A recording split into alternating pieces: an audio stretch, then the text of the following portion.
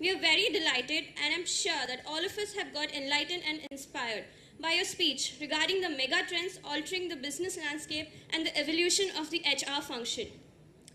Ladies and gentlemen, please put your hands together to welcome our next strategic keynote speaker, Mr. Vinay Agarwal, Global Head, Business HR, Tech Mahindra.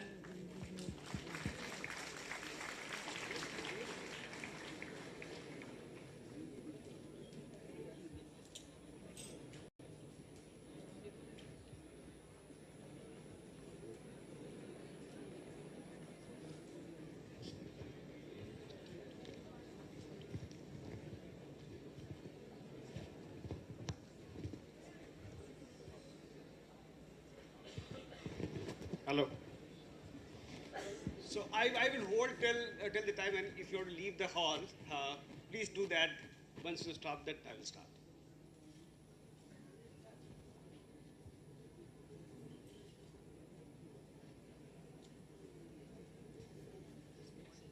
Huh? Yeah. And, right.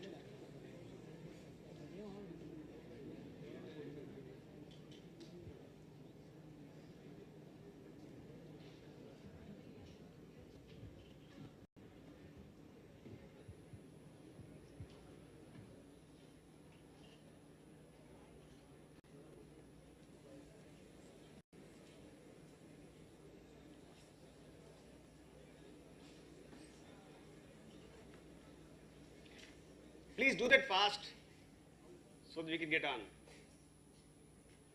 Okay. So first of all, I think Umesh has done a phenomenal job in terms of very information, a lot of illustration. What I will try to do, how much time I have? 15 minutes? 20 minutes, okay. Fine. So I'll make it quick. So first thing is, I want to say that there are a couple of people from GITAM who are working in my team. One of them called this morning. He was not, I told him that I'm going to GITAM. I was very happy. This guy basically has set the record of really having maximum promotion in a short span of 4 to 5 years. So congratulations to you. Yeah. I'm also impressed by all I have seen. The question I heard, very, very witty guys. So my only request would be that I may not be able to answer a very specific question as an employer, but other than I'm absolutely fine.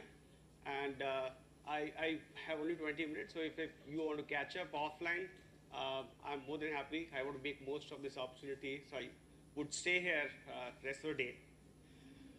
So I will probably do more of reflecting and more of soft aspects because HR is all about people. So first of all, I have made a lot of mistakes in my career, made very unconventional choices, and that may have a takeaway for you. So I'll quickly, my river of journey. So by training, I'm BTech in chemical engineering, nothing to do with HR, nothing to do with IT. Worked in manufacturing, moved to IT, now in HR. This is my first job. How many are doing the HR masters here? Okay, so you're very well segregated, very well connected, right? So HR 3.0, he already covered it very, very quickly. I just want to probably make salient points that the HR functions has really evolved. And in one of the forums, somebody said that in the future organizations, there would be G3, which is CEO, CFO, and CHRO, or Chief People Officer. The importance of HR has increased so much. It's no more a administrative function. And most of us probably stick, I would say personally, we are stuck at HR 2.0. We still have to do some things and move on to 3.0. So HR is a business partner. So I will probably also answer a question, the last question, in a slightly different way. So if I have to hire a HR guy for my team, I would look at a frame. I would not too much worry about specific subject. I would look at a frame, a person who knows the context of today and tomorrow. I would look for a person who's passionate about changing things, and basically talent analytics, and some basically comfort of the number would be added advantage. So, and also I think very important point I want to make here that since all of us are from HR fraternity, of course we're talking about HR and telling that probably it's the most important thing. The reality is that HR and leadership are basically fusing. So we have probably undertaken some leadership programs where we have nominated people from HR as well as the business leaders. So all the discussion we are having on the HR is all applicable to leadership, therefore relevant to all of you. And I also kind of, another point probably which makes me feel home is that I'm an engineer, then HR. And HR, I'm only 5 years into the HR, so I'm also a student of HR. Learning, whatever probably I'm going to share here is a bunch of failures, bunch of success, some experiments worked, some did not. So all of that happening, and I'm still learning HR. Huge way to go in terms of what HR is. So this is what I was talking about. This is Troika or G3 or there may be some other functions like CEO may be also important. So the point I'm making is that HR function is really becoming very important. So what is changing is that basically we know more. Of course, as HR, we try to retain maximum number of people, but in terms of prioritization, we're saying 2% critical roles we need to identify, and we need to be very, very careful about nurturing those people. And one thing which is going to change tremendously next 2-3 AI. I want to take some time because there's it's applicable to engineers as well as MBA students. So analytics has been, I think, a biggest disruptor in my view. So analytics and your 5G, which is your bandwidth increasing, computing power increasing. So these are 2-3 factors, technology factors, which is causing disruption across the industry, across the globe. So for engineers who are looking at IT industry as a place to really build your career on, you must probably invest in AI, ML. I don't know whether they're part of a curriculum. If they're not, then there are MOOC courses you should do that. For people in HR or other management function, I think this is very clear that the analytics is going to play everywhere in the organization. So far, I think a lot of HR decisions, people decisions have been taken on guts, subjective, intuition, and some data. That's going to change really 3 years down the line. There is so much of data, so much of insight about talent. A lot of those decisions will be guided by the data.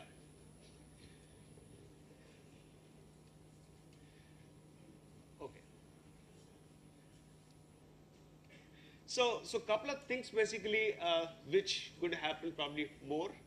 So the valuation of talent traditionally has been number of experience, 10-year experience guy, 15 years, and the hierarchy really goes up as you accumulate a number of experience. That's not going to change. This is already in practice. Everybody has to confront the question that what value I bring. If I'm only administratively senior having 25 experience, that's not the, and if that is the case, I need to really worry about my job. So valuation of talent is something which is really going to, so when you look at your career, you need to probably see the context and see what value I can bring to the organization my first year, 5 years down the line, 10 years down the line. And that probably will guide you through your career journey. The other thing I think people are talking about is that, any organization who has built the capability of dynamically relocating people from one place to other places would thrive. So it's like film industry, right? You make a film, you decide to make a film, you basically build a team of script writer, actors, music, etc. Films made, project over, dissolve, some other project. So that's going to be, I think, nature of, especially IT. I'm very sure it is already it's a project industry, project organization. And the redeployment, quickly doing a redeployment, putting the best possible team is the ability which is going to make organization successful or unsuccessful. Third thing is the change. This is a semantic question, but there's a deep insights here. So a few years back, change management was basically, I would say, in the conversation, very often used terms. I don't hear change or change management much now. I hear disruption and transformation. So whether it is a personal level or it is organization level, incremental changes is not going to serve the purpose. In fact, we have identified as key leaders in the company, and we are really have designed a program to really make significant positive changes into those leaders, because if they don't transform, the company cannot transform. So understand that incremental change will not serve the purpose. You have to think big.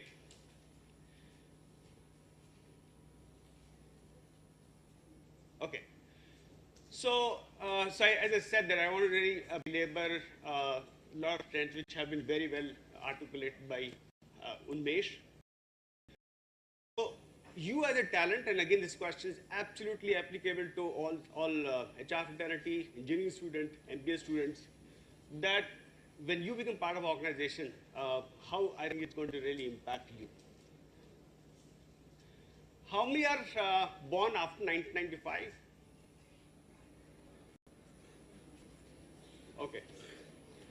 So some researchers have defined Gen Z as people born after 95. And all the research points to the fact that they are very, very different from others. Conclusion or right interpretation or not. So there is a strong need to belong to or having a higher purpose. You want to probably be very vocal, which we saw in the last few questions. I think you were very, very transparent, very, very honest, and very upfront, very witty.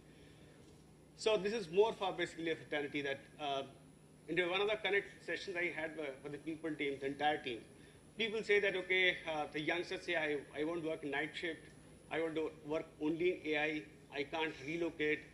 All those kind of basically clarity or criteria people have in mind. So I said that's some these differences we have to really work with them and resolve and find a way to move on.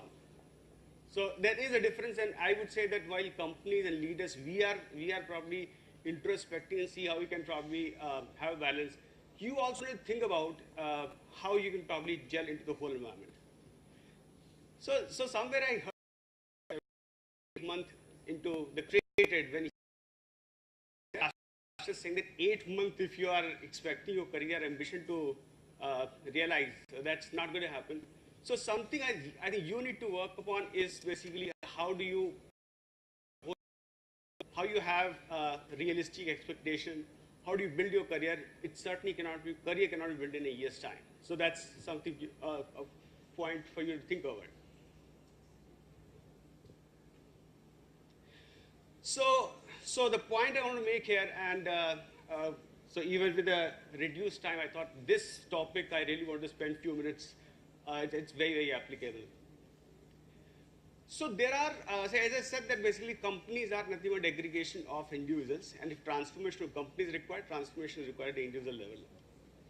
And these 5 characteristics, our chairman, Mahindra, he himself is personally very, very passionate about this. And his message is that, guys, please look on that and don't just worry, don't just try to look at business aspect, revenue, EBITDA. But if we have to really emerge as a winning organization, we have to go deeper and see what kind of basically personal transformation we need to undertake. So, for example, now thanks to startup culture in India, last 5-6 years, there's very good, I think the ecosystem has started to flourish. So the balance of creative mind and rational mind, I think it's getting better. But that's I would say the personal trait that we need to reinforce, nurture in each of the employee. Multiplier, so as a leader or even as a basically employee, whatever good things you do, it has a multiplier effect. So a leader, we look at a leader who has the more high performance. So that's a multiplier effect. Managing fear, anybody's guess, instead of question, but anybody wants to probably respond to that. Does that resonate with you in terms of why fear and why managing fear is important? So the point here is that there would be job security, as I think we enjoyed, our generation of previous generation enjoyed. Job security is absolutely not there, right from CEO. CEO gets appraised once in a quarter.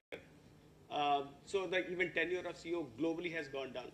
So fear is there in terms of or not. Now that probably we have to build our ability to really convert this into a creative energy, and that's not easy. But that's what I think we need to do in terms of how do we convert this into really creative thinking and some innovations coming out of that. Mindfulness, and that's something basically all of us may need to really look at.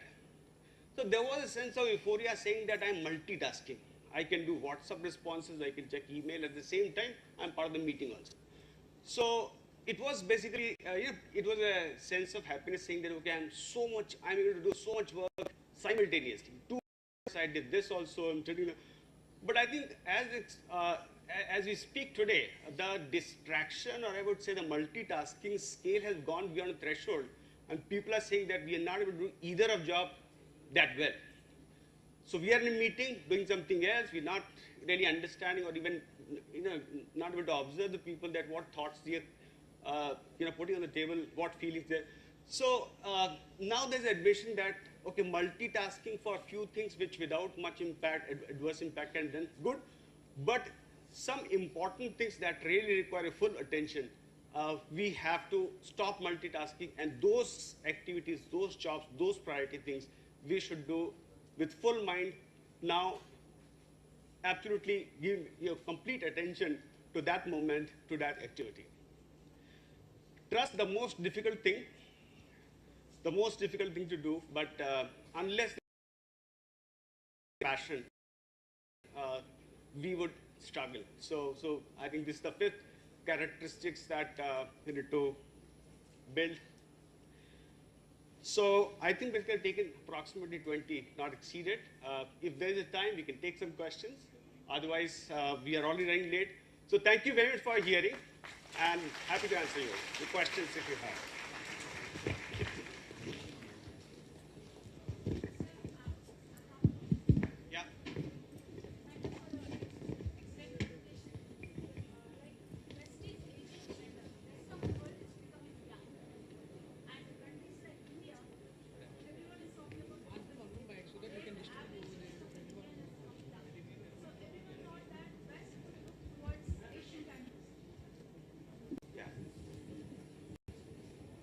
Thank you, sir, for the excellent presentation. West is aging, rest of the world is becoming young, and especially we are in a special demographic profile where the average age of an Indian is actually coming down. It's Europe by 2020, average age is 40, or US 38, but by 2020 an average Indian would only be 30, and this year by year coming down. So everyone thought like demographic dividend, and West has to depend upon the rest of the world for getting employees and all. But already they have answered to this. For example, countries like Japan or Korea or China already used robotics or artificial intelligence or Internet of Things to answer to this problem. So maybe tomorrow a global HR has to decide while assigning for a work whether he has to assign for a human employee or a robotic employee. Maybe this is going to be the future. Of course, technology is going to create more and more jobs, no doubt, but I want your view on this. Thank you, sir. Yeah. So this is a good question. There is normally, I think all of us are afraid that AI may take away our job, the robot may take our job. But my take, I'm very clear about looking at the history. Whenever technology has improved, it has created other services, other I think demands, other requirements. So robot and AI can't go beyond a point. So they can only probably, what started as a MIS, so 10, 15 years back, all the information system was called MIS. So it's an evolution. The information probably is going to give you much more second insight, which earlier were not possible. So to that extent, there will be improvement, but this certainly will not take away the job. Now, I'll give example of HR itself. In HR, if I don't probably disrupt to myself and basically make sure that I am doing, I'm looking at the, for example, looking at the software aspect, looking at leadership development, unless I'm not building my contribution there, and if I'm only stuck in operations, which is Excel sheet and review, certainly I need to worry about I may not have a job 3 years later.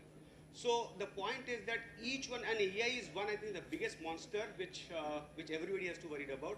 Now, each one have to see that what is the impact. So for me or for HR professionals, the talent is something we need to pay a lot of attention. One, and second thing, we need to focus more on the culture, leadership development, which no AI can disrupt.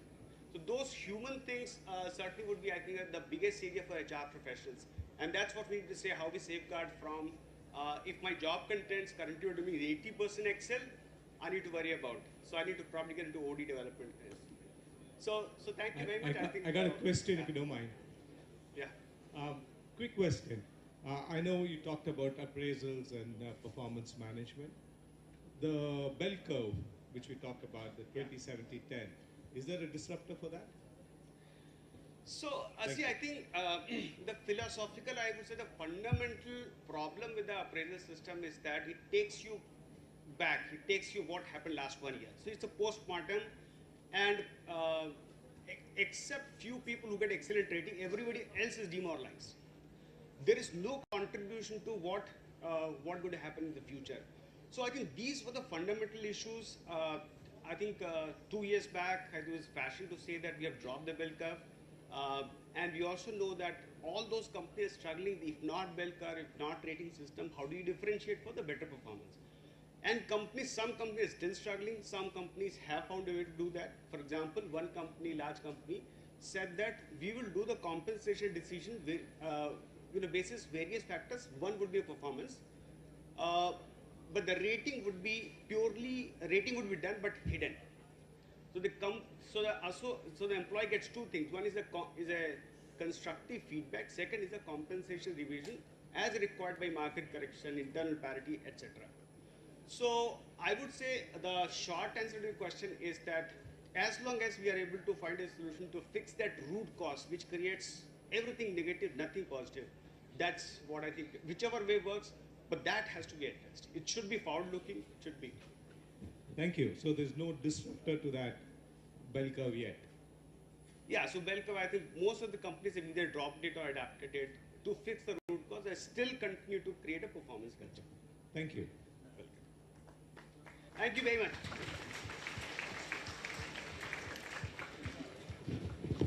Thank you, sir, for those valuable insights regarding the four major disruptions, namely globalization, demographics, technology, climate change, and its impact on the business economy in today's scenario. And also for throwing light upon the new thrust areas for HR that are essential for surviving in the marketplace in the long run.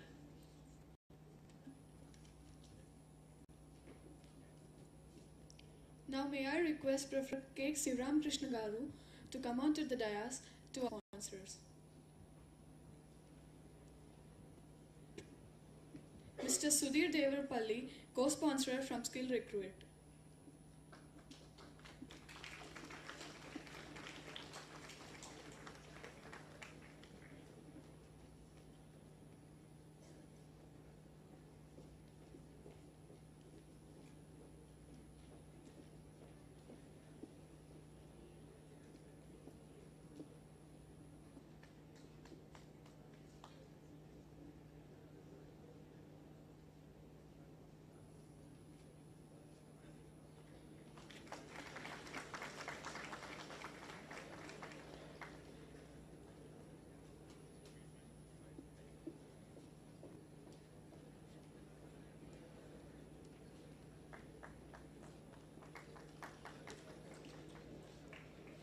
Mr. BVLN Prasad Garu, MD Q Minds.